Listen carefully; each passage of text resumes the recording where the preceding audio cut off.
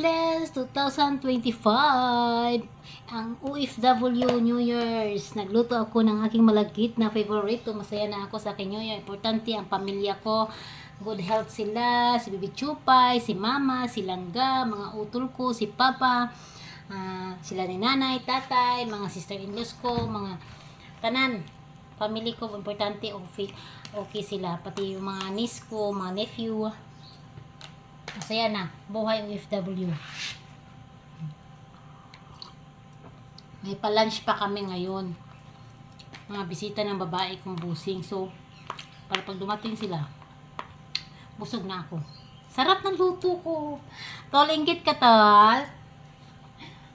Don't worry to, lutuan kita to sa Chinese New Year. Punta ako dyan. Nagluto ako kasi gusto kong kumain na malagkit. Kumbaga sa atin,